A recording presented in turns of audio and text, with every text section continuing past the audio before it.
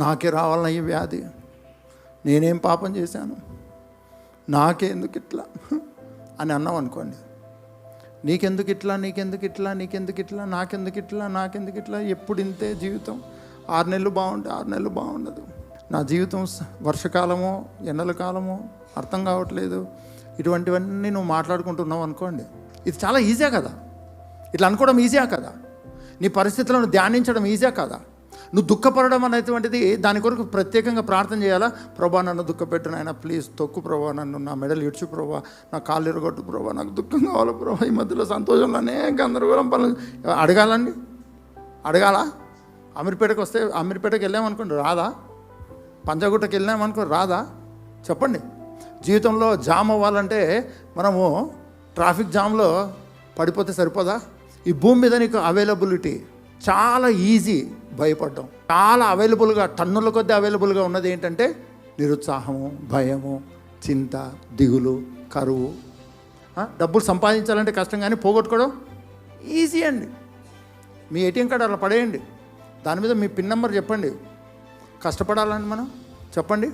ఒకసారి నేను నా చెప్పులు వేరే వాళ్ళు వేసుకుపోయారండి, నాకు ఎంత బాధ వేసిందంటే, నా చెప్పులు వేరే వాళ్ళు ఎత్తుకుపోయినందుకు కాదండి, ఆ చెప్పులు ఎలా ఉన్నాయో తెలుసా అండి, ఈ పాదం ఉంటుంది చూడండి, ఆ పాదం భూమికి తగులుతుందండి, అటువంటి చెప్పులు ఎత్తుకుపోయారండి. చాలా బాధ అనిపించింది. నా చెప్పుల గురించి కాదు, ఎత్తుకెళ్ళిన వాళ్ళ గురించి. ఏం ఫ్యాషన్ అని ఎత్తుకెళ్ళిపోయారో తెలియదండి. ఆ చెప్పులు నేనే దాపెట్టుకోవడానికి కష్టపడుతున్నాను, ఎప్పుడు పోతాయో కొత్తగా ఉందామని నేనే ఆలోచిస్తున్నాను.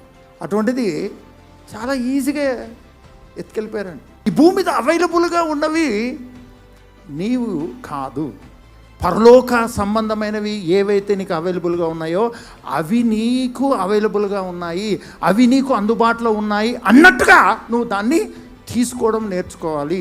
అదే క్రైస్తవ జీవితంలో ట్రైనింగ్. నిన్ను నువ్వు ట్రైనప్ చేసుకోవడం, నిన్ను నువ్వు సిద్ధపరచుకోవడం.